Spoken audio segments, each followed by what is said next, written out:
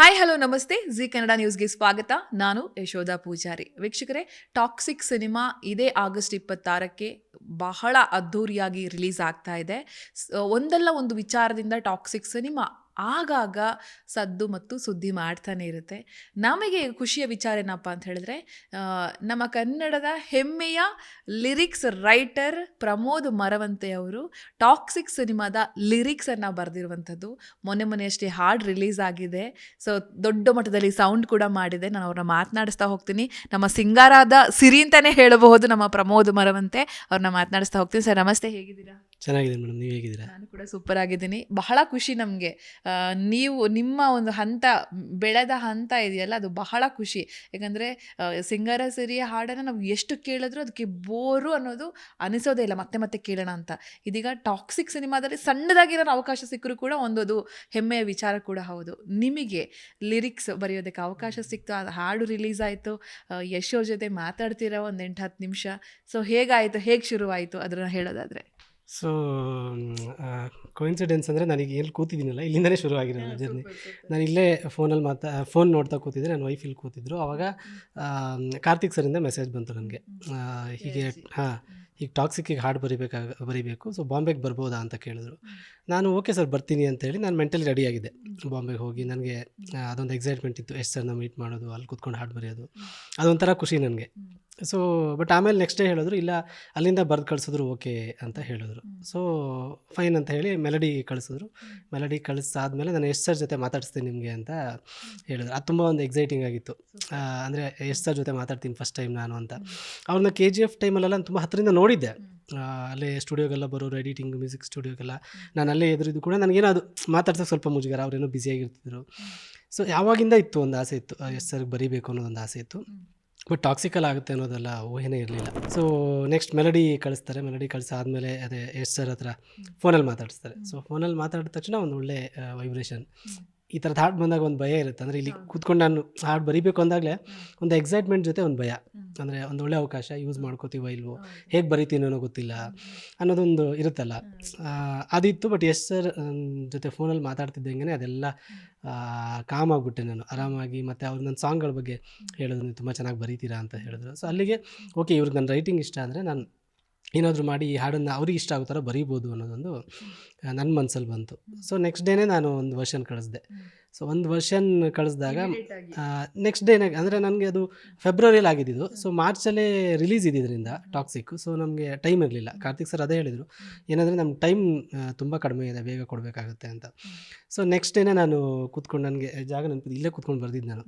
ನಾನು ಯೂಶ್ವಲಿ ಅಲ್ಲಿ ಒಳಗಡೆ ಏನೂ ವರ್ಕ್ ಆಗಿಲ್ಲ ಅಂದಾಗ ಒಂದು ಹೆಲ್ಪ್ಲೈನ್ ಥರ, ಅಲ್ಲಿ ವರ್ಕ್ ಆಗ್ತಿಲ್ಲ ನೋಡೋಣ, ಇಲ್ಲಿ ಬಂದು ಕೂರೋಣ ಅಂತ ಇಲ್ಲಿ ಬಂದು ಕೂತ್ಕೊಂಡು ಫಸ್ಟ್ ಪಲ್ಲವಿ ಬರೆದೆ. ನಾನು ಬರೆದು ಸರ್ ಇವ್ರಿಗೆ ಕಳಿಸ್ತಿದ್ದಂಗೆ ನೆಕ್ಸ್ಟ್ ಸಂಜೆ ಫೋನ್ ಮಾಡಿದ್ರು ಸರ್. ಫೋನ್ ಮಾಡಿ ಚೆನ್ನಾಗಿದೆ, ಅವ್ರು ಚೆನ್ನಾಗಿದೆ ಅನ್ನೋವರೆಗೂ ನನಗೊಂದು ಭಯ ಆಯಿತು. ಇಲ್ಲ ತುಂಬ ಚೆನ್ನಾಗಿದೆ, ಕರೆಕ್ಟ್ ಆಗಿದೆ, ಸಿಚುವೇಶನ್ಗೆ ಎಲ್ಲದಕ್ಕೂ ಕರೆಕ್ಟ್ ಆಗಿದೆ ಅಂತ ಹೇಳಿ ಅಲ್ಲಲ್ಲೇ ಒಂದಿಷ್ಟು ಕರೆಕ್ಷನ್ಸ್ಗಳನ್ನು, ಈ ಲೈನ್ ಹಿಂಗೆ ಮಾಡೋಣ, ಈ ಲೈನ್ ಹಿಂಗೆ ಮಾಡೋಣ, ಮಿಂಚೊಂದು ಎದೆ ಮೇಲೆ ಅಂತ ಬರೆದಿದ್ದೆ ಫಸ್ಟ್ ನಾನು. ಅದು ಎದೆ ತುಂಬ ಮಾಡೋಣ, ಎದೆ ತುಂಬ ನಡೆದಾಡಿ ಮಾಯವಾದಂತೆ ಅಂತ ಬರೆದಿದ್ದೆ, ಅದು ಮರೆಯಾದಂತೆ ಅಂತ ಮಾಡೋಣ. ಸೊ ಈ ಥರದ್ದೆಲ್ಲ ಒಂದಿಷ್ಟು ಡಿಸ್ಕಷನ್ಸ್ಗಳಾಗಿ ಆಗಿ ಬೆಟರ್ ಆಗ್ತಾ ಹೋಯಿತು. ಸೊ ಒಂದು 6-7 ಟೈಮ್ಸ್ ನನಗೆ ಎಸ್ ಸರ್ ಜೊತೆ ಮಾತಾಡೋಂಥ ಒಂದು ಅವಕಾಶ ಸಿಕ್ತು. ಸರ್ ಆ ಹಾಡು ಅದನ್ನು ಹೇಳಿ ಸರ್, ನಿಮ್ಮ ಹೆಂಗೆ ಅದು ಲೈನ್ ಹೇಳಿ ಸರ್ ನೀವು. ಮಿಂಚೊಂದು ಎದೆ ತುಂಬ ನಡೆದಾಡಿ ಮರೆಯಾದಂತೆ, ಯಾಕಿಂತ ತಿಳಿಗಾಳಿಯು ಬಿರುಗಾಳಿಯ ಹಾಗೆ ಕಾಡಿದೆ, ಆ ನೆನಪು ಕೊಡೋ ಖುಷಿನೇ ವಿಷ, ನಾ ಕಾದಾಡುತ್ತಾ ನಿಂತೆ ನನ್ನ ಜೊತೆ, ಅಂತರಾಳ ಅಲೆದಾಡುತ್ತಿದೆ, ತನಗೇನೆ ಹಾಕಿ ಸವಾಲು. ಸರ್ ಹೆಂಗೆ ಸರ್ ಇದೆಲ್ಲ? ಈಗ ಅವ್ರು ಫೋನ್ ಮಾಡಿದಾಗ ಏನಂತ ಹೇಳಿದ್ರು, ಯಾವ ಥರ ಬೇಕು ಅಂತ ಹೇಳಿದ್ರು? ಅದು ನೀವೇ ಅವ್ರು ಹೇಳಿದ್ದನ್ನು ಊಹೆ ಮಾಡ್ಕೊಂಡು ನೀವೇ ಕಲ್ಪಿಸ್ಕೊಂಡು ಬರ್ದಿದ್ದ ಹೆಂಗೆ ಅಂತ ಹೇಳಿ ಅದ್ರ ಬಗ್ಗೆ ಹೇಳೋದಾದರೆ ಹೆಂಗೆ ಅದು ಬರವಣಿಗೆ ಶುರು ಆಗುತ್ತೆ, ಹೆಂಗೆ ಅದು ನೀವು ಶುರು ಮಾಡೋದು ಅಂತ ಹೇಳಿ ನಮಗೊಂದು ಕ್ಯೂರಿಯಾಸಿಟಿ. ಸೊ ಆ ಸಿಚುವೇಶನ್ ತುಂಬ ಇಂಟೆನ್ಸ್ ಇರೋದ್ರಿಂದ ನಾನು ಜಾಸ್ತಿ ಏನು ಬಿಟ್ಕೊಡಲ್ಲ, ಯಾಕಂದರೆ ನಿಮಗೆ ಸಿನಿಮಾ ನೋಡಬೇಕಾದ್ರೆ ಮಜಾ ಇರಲಿ ಅನ್ನೋ ಕಾರಣಕ್ಕೆ. ಬಟ್ ಅವ್ರು ಹೇಳಿದ್ದು ನನಗೆ, ನಾನು ಫಸ್ಟ್ ಟೈಮ್ ಯಶ್ ಸರ್ ಹತ್ರ ಏನು ಮಾತಾಡ್ತಿದ್ದೆ, ಅದೊಂಥರ ರೆಕಾರ್ಡರ್ ಥರ ರೆಕಾರ್ಡ್ ಆಗಿಬಿಟ್ಟಿತ್ತು ನನಗೆ. ಸೊ ಆದರೆ ನನ್ನ ಮೈಂಡಲ್ಲಿ ಓಡ್ತಾ ಇತ್ತು, ಏನು ಹೇಳಿದ್ದಾರೆ, ಏನೇನು ವಿಜುವಲ್ಸ್ ಏನೇನು ಹೇಳಿದ್ದಾರೆ ಇಲ್ಲ. ಸೊ ಅದನ್ನು ಕೇಳ್ತಾ ಅದನ್ನು ನಾನು ರಿಕಾಲ್ ಮಾಡ್ತಾ ಮೆಲಡಿ ಏನು ಟ್ಯೂನ್ ಕೇಳಿದಾಗ ನನಗೆ ಒಂದಿಷ್ಟು ಥಾಟ್ಗಳು ಬಂತು. ಇನಿಷಿಯಲಿ ಟಕ್ ಅಂತ ಬರಲಿಲ್ಲ. ಆ ದಿನ ನಾನು ಬೆಳಗ್ಗೆಯಿಂದ ಸಂಜೆ ತನಕ ಸ್ವಲ್ಪ ಟೈಮ್ ಸ್ಪೆಂಡ್ ಮಾಡಿದೆ. ಆ ಗ್ಯಾಪಲ್ಲೆಲ್ಲೋ ನನಗೆ ಹೊಳಿತು, ಒಂದಿಷ್ಟು ಲೈನ್ಗಳು ಬಂತು. ಓಪನಿಂಗ್ ಲೈನ್ ಬಂದಮೇಲೆ ಆರಾಮಾಗಿ ಎಲ್ಲ ಬರ್ತಾ ಹೋಯಿತು. ಸೊ ಅವರು ಕೊಟ್ಟಿದ್ದ ಬ್ರೀಫ್ ನನಗೆ ಯಾವಾಗಲೂ ತಲೆಯಲ್ಲಿತ್ತು ಅದು. ಸೂಪರ್. ನಿಮ್ಮ ಮನೆಯವರು, ನಿಮ್ಮ ಪತ್ನಿ ಆಗಿರ್ಬೋದು ಅಥವಾ ನಿಮ್ಮ ಪೇರೆಂಟ್ಸ್ ಆಗಿರ್ಬೋದು, ನಿಮ್ಮನ್ನು ತುಂಬ ಪ್ರೀತಿಯಿಂದ ಪ್ರೀತಿಸುವವರು ಟಾಕ್ಸಿಕ್ ಸಿನಿಮಾಗೆ ಹಾಡು ಬರೆದಿದ್ದೀನಿ ಅಂತಂದಾಗ, ಅವ್ರಿಗೆ ವಿಚಾರ ಗೊತ್ತಾದಾಗ ಅವರು ಸಂಭ್ರಮಿಸಿದ್ದು ಹೇಗೆ, ಅದನ್ನು ನಿಮ್ಮ ಹತ್ರ ಹೇಳ್ಕೊಂಡು ಕೊಂಡಾಡಿದ್ದು ಹೇಗೆ ಅಂತ ಹೇಳಿ. ಸೊ ಇದು ನಾನು ಹೆಂಗೆ ಅಂದರೆ ಸ್ವಲ್ಪ ಸೀಕ್ರೆಟ್ ಆಗಿಟ್ಟಿದ್ದೆ ಇದನ್ನ. ನನ್ನ ಹೆಂಡತಿಗೆ ಮತ್ತು ನನಗೆ ಬಿಟ್ಟರೆ ಬೇರೆ ಯಾರಿಗೂ ಗೊತ್ತಿರಲಿಲ್ಲ. ಬಿಕಾಸ್ ಒಂದು ದೊಡ್ಡ ಸಿನಿಮಾ ನೋಡೋಣ, ಎಲ್ರಿಗೂ ಒಂದು ಸರ್ಪ್ರೈಸ್ ಆಗಿರಲಿ ಅನ್ನೋ ಥರದ್ದು, ಮತ್ತು ಸ್ವಲ್ಪ ಸೀಕ್ರೆಟ್ ಆಗಿರಲಿ ಸಿನಿಮಾ ಹಾಡು ರಿಲೀಸ್ ಆಗೋವರೆಗೂ ಅನ್ನೋ ಕಾರಣಕ್ಕೆ ನಾವು ಯಾರಿಗೂ ಹೇಳಿರಲಿಲ್ಲ. ಸೊ ಅದೇ ನನ್ನ ಹೆಂಡತಿಗೆ ಅವತ್ತು ಹಾಡು ಬಂದಾಗಲೇ ಖುಷಿಯಾಗಿತ್ತು. ಸೊ ಅವಳು ಅದು ಯಶ್ ಸರ್ ಜೊತೆ ಮಾತಾಡಬೇಕಾದ್ರೆ, ಅವಳು ಯಶ್ ಸರ್ಗೆ ದೊಡ್ಡ ಫ್ಯಾನು. ಸೊ ಯಶ್ ಸರ್ ಜೊತೆ ಮಾತಾಡಬೇಕಾದ್ರೆ ಅವಳು ಪಕ್ಕದಲ್ಲಿ ನಿಂತ್ಕೊಂಡಿರೋಳು, ಕೇಳಿಸ್ಕೊತಾ ಇದ್ಲು. ಸೊ ಈ ಥರದ್ದೆಲ್ಲ ಆಗ್ತಾಯಿತ್ತು. ಬಟ್ ಹಾಡು ರಿಲೀಸ್ ಆದಾಗ ನಮ್ಮ ಮನೆಯವರಿಗೆಲ್ಲ ಅವತ್ತು ಗೊತ್ತಾಗಿರೋದು. ಸೊ ನಮ್ಮ ಅಣ್ಣಂಗೆಲ್ಲ ಒಂದು ಶಾಕಿಂಗ್, ಏನೋ ಇದು ಈ ಥರ ಸರ್ಪ್ರೈಸು ಅಂತೆಲ್ಲ ಹೇಳಿದ್ರು. ಅಂದರೆ ತುಂಬ ಇಂಡಸ್ಟ್ರಿಯವರು ಅಷ್ಟೇ, ಯಾರಿಗೂ ಹೇಳೇ ಇಲ್ಲ ನಾನು ಈ ಥರ ಬರ್ದಿದ್ದೀನಿ ಅಂತ. ತುಂಬ ಜನ ಇದು ತುಂಬ ದೊಡ್ಡ ಸರ್ಪ್ರೈಸ್ ನಮಗೆ ಅಂತ ಹೇಳಿ, ಈವನ್ ಮೀಡಿಯಾದವರು ತುಂಬ ಜನ ಕಾಲ್ ಮಾಡಿದ್ರು. ಸೊ ಹೌದೌದು, ಅಲ್ಲಿ ಆ್ಯಕ್ಚುಲಿ ಭಟ್ರು ರಿವೀಲ್ ಮಾಡಿದ್ದು ಫಸ್ಟು. ಅಲ್ಲಿ ತನಕ ಯಾರು ಇದು ಮಾಡಿರಲಿಲ್ಲ. ಅವರು ಅದೇ ಹೇಳಿದ್ರು, ಇದು ಮರವಂತೆ ಬರ್ದಿದ್ದಾನೆ ಅಂದರು. ಬಟ್ ಹಾಡು ರಿಲೀಸ್ ಆಗಲಿ ಅಂತ ನಾವು ಕೂಡ ಕಾಯ್ತಾ ಇದ್ವಿ. ಸೊ ನಿಮಗೆ ಅವಕಾಶಗಳು ತುಂಬ ಚೆನ್ನಾಗಿ ಹುಡ್ಕೊಂಬಂದ್ವಿ, ಯಾಕಂದರೆ ನಿಮ್ಮ ಪ್ರಯತ್ನವೂ ಹಾಗೆ ಇದೆ, ನಿಮ್ಮ ಶ್ರಮನೂ ಹಾಗೆ ಇದೆ. ಸೊ ಈ ಅವಕಾಶಗಳು ಅಷ್ಟು ಹುಡ್ಕೊಂಡು ಬಂತಲ್ಲ, ಅದ್ರ ಬಗ್ಗೆ ಏನು ಹೇಳೋದಕ್ಕೆ ಇಷ್ಟಪಡ್ತೀರಾ ಅಂತ ಹೇಳಿ. ಹೇಗೆ ಅಂದರೆ ಡೇ ಒನ್ ಹೆಂಗಿತ್ತು, ಕ್ಲಿಕ್ ಆಗೋ ತನಕ ನೀವು ಕಷ್ಟಪಟ್ಟಿದ್ದು ಹೇಗೆ, ಕ್ಲಿಕ್ ಆದಮೇಲೆ ಹೇಗಿದೆ, ಯಾಕಂದರೆ ನಿಮ್ಮ ಮಾತುಗಳು ಒಂದಷ್ಟು ಹೊಸಬ್ರಿಗೆ ಸ್ಫೂರ್ತಿಯಾಗಿರಲಿ ಅನ್ನೋ ಕಾರಣ. ಸೊ ನನ್ನ ಫಸ್ಟ್ ಹಾಡು ಒಂದು ಆಕಸ್ಮಿಕವಾಗಿ ಆಗುತ್ತೆ. ಅಂದರೆ ನಾನು ರವಿ ಬಸೂರ್ ಜೊತೆ ಕೆಲಸ ಮಾಡ್ತಿರ್ಬೇಕಾದ್ರೆ ನಾವು ಒಂದು ಸಿಂಗಲ್ ಆಲ್ಬಮ್ ಮಾಡಿರೋದು. ಅದು ಸಾಂಗ್ ತುಂಬ ಚೆನ್ನಾಗಿದೆ ಅಂತೇಳಿ ಅಪ್ಪು ಸರ್ ಸಿನಿಮಾಗೆ ಪಿಕ್ ಮಾಡ್ತಾರೆ. ದೊಡ್ಡ ಮಟ್ಟದಲ್ಲಿ ಹಿಟ್ ಆಗುತ್ತೆ. ಬಟ್ ನಾನೇನು ಅಂದ್ಕೊಂಡೆ, ಓಕೆ ನನ್ನ ಲಿರಿಸಿಸ್ಟ್ ಜರ್ನಿ ಇಲ್ಲಿಂದ ಸ್ಟಾರ್ಟ್ ಆಗುತ್ತೆ, ಇನ್ಮೇಲೆ ನಾನು ಲಿರಿಕ್ ರೈಟ್ರಾಗೆ ಗುರುತಿಸ್ಕೋಬೋದು, ಹಾಡುಗಳು ನನಗೆ ಡೈರೆಕ್ಟ್ರು ಫೋನ್ ಮಾಡಿ ನನಗೆ ಹಾಡು ಬರೆಯೋಕೆ ಕರೀತಾರೆ ಅಂತ. ಬಟ್ ಅದು ಆಗಲೇ ಇಲ್ಲ ನನಗೆ ಅದಾದಮೇಲೆ ಆಲ್ಮೋಸ್ಟ್ 1.5 ವರ್ಷ ನನ್ನ ಕೈಯಲ್ಲಿ ಹಾಡುಗಳೇ ಇಲ್ಲ. ಅಂದರೆ ಹಾಡುಗಳು ಬಂದರೂ ಹೇಗಾಗೋದಂದರೆ ಸುಮ್ಮನೆ ಟ್ರೈ ಮಾಡೋಕ್ಕೆ ಅಂತ ಕೊಡೋರು. ಸೊ ಇದು ಬರ್ದಿದ್ದು ನಾನು ಹೋಗಿ ಅವಕಾಶ ಕೇಳ್ತಿದ್ದೆ ತುಂಬ ಮ್ಯೂಸಿಕ್ ಡೈರೆಕ್ಟರ್ಸ್ ಹತ್ರ. ಸೊ ಅವಾಗ ಸುಮ್ಮನೆ ಟ್ರೈ ಮಾಡೋಕ್ಕೆ ಅಂತ ಕೊಡೋರು. ಕೆಲವೊಂದು ಚೆನ್ನಾಗಿರೋದು, ಕೆಲವೊಂದು ವರ್ಕ್ ಆಗ್ತಿರಲಿಲ್ಲ. ಸೊ ಚೆನ್ನಾಗಿದ್ದಾಗಲೂ ಕೆಲವೊಂದು ಸತಿ ಏನಾಗುತ್ತೆ ಅಂದರೆ, ಇಲ್ಲ ದೊಡ್ಡ ರೈಟರ್ ಹತ್ರ ಬರ್ಸ್ಬೇಕಂತೆ, ಪ್ರೊಡ್ಯೂಸರ್ ಕಡೆಯಿಂದ ಪ್ರೆಷರು, ಡೈರೆಕ್ಟರ್ ಕಡೆಯಿಂದ ಪ್ರೆಷರು, ಹೀರೋ ಕಡೆಯಿಂದ ಪ್ರೆಷರ್, ಈ ಥರದ್ದೆಲ್ಲ ಆಗಿ ಸೊ ನನಗೆ ಲಿಟ್ರಲಿ ಸಾಂಗ್ಸೇ ಇರಲಿಲ್ಲ. ಸೊ ಆ ಗ್ಯಾಪಲ್ಲಿ ನನಗೆ ಇನ್ನೂ ಬೇಕಾಗಿದೆ ಸಿಗುತ್ತೆ, ವಾಸುಕಿ ಅವ್ರು ಕರೆದು ಆ ಸಾಂಗ್ ಕೊಡ್ತಾರೆ. ಸೊ ಆ ಸಾಂಗ್ ಆದಮೇಲೆ ನನಗೆ ಆಲ್ಮೋಸ್ಟ್ ಎವ್ರಿಡೇ ಒಂದು ಹಾಡಾದರೂ ಇರೋದು ಬರೆಯೋಕ್ಕೆ. ತುಂಬ ಜನ ಮ್ಯೂಸಿಕ್ ಡೈರೆಕ್ಟರ್ಸ್ ಎಲ್ಲ ನನಗೆ ಅವಕಾಶ ಕೊಡ್ತಾರೆ. ಸೊ ಅಲ್ಲಿಂದ ಒಬ್ಬರಾದ್ಮೇಲೆ ಒಬ್ಬರು ಯಾರೋ ಮ್ಯೂಸಿಕ್ ಡೈರೆಕ್ಟ್ರು, ಇಲ್ಲ ಇವ್ರು ಚೆನ್ನಾಗಿ ಬರೀತಾರೆ ನೋಡಿ ಅಂತಾರೆ. ಯಾರೋ ಡೈರೆಕ್ಟ್ರು ಬರ್ಸಿರ್ತಾರೆ, ಅವರು 10 ಜನ ಮೀಟ್ ಮಾಡ್ತಿರ್ತಾರೆ, ಅಲ್ಲಿ ಹೇಳ್ತಾರೆ ಇವ್ರು ಬರೀತಾರೆ ನೋಡಿ ಅಂತ. ಸೊ ಇಂಡಸ್ಟ್ರಿಯಲ್ಲಿ ಅಲ್ಲಲ್ಲಿ ಗುರುತಿಸ್ಕೊಂಡು ಒಂದು 2022 ತನಕ ಒಂದು ಜರ್ನಿ ಆಗುತ್ತೆ, ಒಂದು 3 ಇಯರ್ಸ್ ಜರ್ನಿ ಆಗುತ್ತೆ. ಆ ಗ್ಯಾಪಲ್ಲಿ ರಿಷಬ್ ಸರ್ ನನ್ನ ಕರೆದು ಕಾಂತಾರಕ್ಕೆ ಬರ್ಸ್ತಾರೆ. ಸೊ ಸಿಂಗಾರ ಸಿರಿ ಆದಮೇಲೆ ಸ್ವಲ್ಪ ಈ ಮೀಡಿಯಾ ಎಕ್ಸ್ಪೋಜರ್ ಆಗಿರ್ಬೋದು ಎಲ್ಲದೂ ಜಾಸ್ತಿ ಸಿಕ್ತು ನನಗೆ. ಹಾಗಾಗಿ ಎಲ್ಲ ಕಡೆ ಗುರುತಿಸೋಕೆ ಶುರು ಮಾಡಿದ್ರು. ಮತ್ತು ತುಂಬ ಜನ ಕೆಲಸ ಕೊಟ್ಟರು, ಹೊಸ ನಿರ್ದೇಶಕರು ಬಂದು ತುಂಬ, ಅಂದರೆ ಒಂದು ಸಿನಿಮಾದಲ್ಲಿ 3 ಹಾಡುಗಳು ಅಥವಾ ಫುಲ್ ಆಲ್ಬಮ್ ಬರ್ಸೋದು, ಈ ಥರ. ಮತ್ತು ರೆಗ್ಯುಲರ್ ಒಂದಿಷ್ಟು ಮ್ಯೂಸಿಕ್ ಡೈರೆಕ್ಟರ್ಸ್ ಎಲ್ಲ ನನಗೆ ಬರ್ಸೋದಕ್ಕೆ ಶುರು ಮಾಡಿದ್ರು. ಸೊ ನಾನು ಅವರು ಕೆಲಸ ತಗೊಳ್ಳೋದು ಒಂದು ಇದಾದರೆ, ಅದನ್ನು ಎಕ್ಸ್ಪೆಕ್ಟೇಷನ್ ಮೀಟ್ ಮಾಡೋದಿದೆಯಲ್ಲ. ಈಗ ಪ್ರತಿ ಹಾಡು ನನಗೆ ಹೊಸದೇ. ಈಗ ನಾನು ಟಾಕ್ಸಿಕ್ ಬರ್ದಿರ್ಬೋದು, ಕಾಂತಾರ ಬರ್ದಿರ್ಬೋದು, ಇನ್ನೊಂದು ಯಾವುದೋ ಒಂದು ಚಾಲೆಂಜಿಂಗ್ ಸಬ್ಜೆಕ್ಟ್ ಬಂದಾಗ ನಾನು ಆ ಡೈರೆಕ್ಟರ್ಗೆ ಸ್ಯಾಟಿಸ್ಫೈ ಆಗೋ ಥರ ಅಥವಾ ಅವರು ಸೂಪರ್ ಆಗಿದೆ ಸರ್ ಅನ್ನೋ ಥರ ಬರ್ದಿಲ್ಲ ಅಂದರೆ ಅದು ನನ್ನ ಸೋಲಾಗುತ್ತೆ. ಸೊ ಎಲ್ರಿಗೂ ಒಂದೇ ರೀತಿಯಲ್ಲಿ ಹಾಡು ಅಂತ ಬಂದಾಗ ಎಲ್ರದ್ದು ಒಂದೇ, ದೊಡ್ಡ ಸಿನಿಮಾ ಸಣ್ಣ ಸಿನಿಮಾ, ದೊಡ್ಡ ಹಾಡು ಸಣ್ಣ ಹಾಡು ಅಂತ ಏನಿಲ್ಲ. ನಾನು ಅವ್ರಿಗೆ ಕ್ವಾಲಿಟಿ ಕೊಡಬೇಕು. ಆ ಡೈರೆಕ್ಟರ್ ಸೂಪರ್ ಆಗಿದೆ ಸರ್, ಸೂಪರಾಗಿ ಬರೆದ್ರಿ ಅಂತೇಳಿ ಒಂದು ಶೇಕ್ ಹ್ಯಾಂಡ್ ಮಾಡಿ ಹಗ್ ಮಾಡ್ಕೋತಾರೆ ಗೊತ್ತಾ, ಅದು ಎಲ್ಲ ಇದರಲ್ಲೂ ಒಂದು ದೊಡ್ಡ ಗೆಲುವು ಅದು ನಮಗೆ. ಸೊ ಅದು ಒಂದು ಯಾವಾಗಲೂ ಇತ್ತು ನನಗೆ. ಅಂದರೆ ನನಗೊಂದು ಹಾಡು ಬಂದರೆ, ನನ್ನ ನಂಬಿ ಒಬ್ಬ ಟೆಕ್ನಿಷಿಯನ್ ಬಂದರೆ, ಒಬ್ಬ ಸಂಗೀತ ನಿರ್ದೇಶಕ ಅಥವಾ ಡೈರೆಕ್ಟರ್ ಬಂದರೆ, ಅವ್ರಿಗೆ ಏನು ಇಷ್ಟ, ಅವ್ರಿಗೆ ಏನು ಬೇಕು ಕತೆಗೆ, ಅದನ್ನು ನಾನು ಕೊಡಬೇಕು. ಅಂದರೆ ಅವ್ರು ನನಗೆ ಕೊಡೋ ಟೈಮ್ಗೆ ಮತ್ತು ದುಡ್ಡಿಗೆ ಅವ್ರಿಗೆ ಮೋಸ ಆಗಬಾರ್ದು ಅನ್ನೋದು ನನಗೆ ಯಾವಾಗಲೂ ನಡ್ಕೊಂಬನಂಥ ಒಂದು ಪಾಲಿಸಿ ಅದು. ಸೊ ಹಾಗಾಗಿ ಒಂದಿಷ್ಟು ನನಗೆ ಮತ್ತೆ ತುಂಬ ಒಳ್ಳೊಳ್ಳೆ ವ್ಯಕ್ತಿಗಳ ಒಡನಾಟ ಆಯಿತು. ಈಗಲೂ ನನಗೆ ಆವಾಗೆಲ್ಲ ಫಸ್ಟ್ ಸಾಂಗ್ ಬಂದಾಗ ಮೇ ಬಿ ಒಂದು 500-600 ಕಾಂಟ್ಯಾಕ್ಟ್ ಲಿಸ್ಟ್ ಇತ್ತೇನೋ. ಸೊ ಅದಾದಮೇಲೆ ಈಗ ಮೀಡಿಯಾದವ್ರು ತುಂಬ ಪರಿಚಯ ಆಯಿತು. ಆಲ್ಮೋಸ್ಟ್ ಎಲ್ಲರದ್ದು ನಂಬರ್ ಇದೆ ನನ್ನ ಹತ್ರ. ಎಲ್ಲ ನಾನು ವರ್ಕ್ ಮಾಡಿರೋ ಎಲ್ಲ ಡೈರೆಕ್ಟರ್ಸು, ಪ್ರೊಡ್ಯೂಸರ್ಸು ಟಚ್ಚಲ್ಲಿದ್ದೀವಿ. ಆಲ್ಮೋಸ್ಟ್ ಒಂದು 2,500-3 ಸಾವಿರ ಈ ವಾಟ್ಸಪ್ ಕಾಂಟ್ಯಾಕ್ಟ್ ಆಗಿದೆ. ಸೊ ಈ ಹಾಡುಗಳು, ದುಡ್ಡು, ಬೆಳವಣಿಗೆ ಅದೆಲ್ಲದನ್ನು ಮೀರಿ ಇಷ್ಟು ಜನರ ಒಡನಾಟ ಸಿಗೋದು ಬಹುಶಃ ಸಿನಿಮಾ ರಂಗದಲ್ಲಿ ಅದು ಗಾಯಕರು ಮತ್ತು ಸಾಹಿತಿಗಳಿಗೆ ಜಾಸ್ತಿ ಅನಿಸುತ್ತೆ. ಯಾಕಂದರೆ ನಾವು ವರ್ಷದಲ್ಲಿ ಜಾಸ್ತಿ ಸಿನಿಮಾಗಳಲ್ಲಿ ಕೆಲಸ ಮಾಡ್ತೀವಿ. ಸೊ ಹಾಗಾಗಿ ಒಂದು ತೃಪ್ತಿ ಇದೆ ಈ ಕೆಲಸದ ಬಗ್ಗೆ. ಸೂಪರ್. ಐ ಥಿಂಕ್ ನೀವು ವರ್ಷಕ್ಕೆ ಎಷ್ಟು ಸಿನಿಮಾದ ಹಾಡುಗಳನ್ನ ಬರೀತೀರಾ ಅಂತ ಹೇಳಿ, ಎಷ್ಟು ಬರ್ದಿರಬಹುದು ಅಂತ ಲೆಕ್ಕ ಇರುತ್ತಲ್ಲ ನಿಮ್ಗೆ ಅಂತ ಹೇಳಿ? ನನ್ನ ಅಂದಾಜು ಮ್ಯಾಕ್ಸಿಮಮ್ ಅಂದರೆ ನನ್ನ ಪ್ರಕಾರ 2023 ಅಥವಾ 22 ಅಲ್ಲಿ ಒಂದು ನಿಯರ್ 100 ಬರ್ದಿದ್ದೀನಿ. ಸಿಂಗಲ್ ಆಲ್ಬಮ್ ಮತ್ತು ಇದೆಲ್ಲ ಸೇರಿ ನಿಯರ್ 100 ಬರ್ದಿರ್ಬೋದು. ಅದು ಮ್ಯಾಕ್ಸಿಮಮ್ ಇರ್ಬೋದು. ಬಟ್ ಅದೇ ಒಂದು 70-80 ಆ್ಯಾವ್ರೇಜ್ ಬರೀತಾರೆ. ಅಂದರೆ ಯೂಶ್ವಲಿ ಲಿರಿಸಿಸ್ಟ್ ಚಾಲ್ತಿಯಲ್ಲಿರೋರು ಅಷ್ಟು ಬರೀತಾರೆ. ಬರವಣಿಗೆಯನ್ನ ಅದು ಹಾಡಿನ ರೂಪದಲ್ಲಿ ಬಂದಾಗ, ನೀವು ಕೇಳಿದಾಗ ನೀವು ಯಾವ ರೀತಿ ಖುಷಿ ಪಡ್ತೀರಾ? ಅದು ಎಷ್ಟು ಖುಷಿ ಆಗುತ್ತೆ ಅಂತ ಹೇಳಿ, ಮನಸ್ಸಿಗೆ ಎಷ್ಟು ಹಿತ ಅನಿಸುತ್ತೆ ಅಂತ ಹೇಳಿ? ಸೊ ಇನಿಷಿಯಲ್ ಡೇಸಲ್ಲಿ ಹಾಗೆ ಇತ್ತು. ನಾನು ಬರ್ದಿರೋದು ಯಾರೋ ಒಂದು ಡೈಲಾಗೋ ಇಲ್ಲ ಒಂದು ಶಾರ್ಟ್ ಫಿಲ್ಮಲ್ಲೋ ಅಥವಾ ಎಲ್ಲೋ ಹಾಡಿದ್ರೆ ಅದು ಬಂದರೆ ನನಗೆ ಸಿಕ್ಕಾಪಟ್ಟೆ ಖುಷಿ ಆಗೋದು. ಅದು ಅಂದರೆ ನಮ್ದೇನೋ ಒಂದು ಇದು ಮಾಡ್ತಿದ್ದೆ. ಮತ್ತು ಈ ನಾಗರಬಾವಿ ಸರೌಂಡಿಂಗ್ ನಾನು ಮುಂಚೆ ಹನುಮಂತ ನಗರದ ಇಲ್ಲಿಗೆ ಬರ್ತಿದ್ನಲ್ವ, ಬಸ್ಸಲ್ಲಿ ಬರ್ತಾ ನಾನು BMTC ಬಸ್ಸಲ್ಲಿ ಬರ್ತಾ ಹಿಂಗೆ ಪೋಸ್ಟೆಲ್ಲ ನೋಡ್ತಿದ್ರೆ ಅಲ್ಲಿ ಪೋಸ್ಟ್ ನೋಡ್ಬಿಟ್ಟು ಅಲ್ಲಿ ನನ್ನ ಹೆಸರು ಇದ್ದಿದ್ರೆ ಹೆಂಗಿರೋದು, ಅಂದರೆ ನನ್ನ ಹೆಸರು ಒಂದು ಪೋಸ್ಟಲ್ಲಿ ಬಂದರೆ ಸಾಕು. ಸೊ ಆ ತೆರೆ ಮೇಲೆ ಬರಬೇಕು ಅದೆಲ್ಲ ಏನೂ ಇಲ್ಲ. ಸೊ ಬಿಗ್ ಸ್ಕ್ರೀನ್ ಮೇಲೆ ಒಂದು ಸತಿ ನಮ್ಮ ಹೆಸರು ನೋಡಬೇಕು. ಸೊ ಈ ಥರದ್ದೆಲ್ಲ ಇತ್ತು. ಸೊ ಈ ಯಾವಾಗ ನಮ್ಮ ಹಾಡು ಬರುತ್ತೆ, ಅದು ಸ್ಪೆಷಲಿ ಫಸ್ಟ್ ಸಾಂಗ್, ಅದು ಅಪ್ಪು ಸರ್ ಅವರು ಲಿಪ್ಪಲ್ಲಿ ಹಾಡ್ತಾರೆ ಗೊತ್ತಾ, ಅದು ಬೇರೆ ಮಾಂಟೇಜ್ ಬೇರೆ.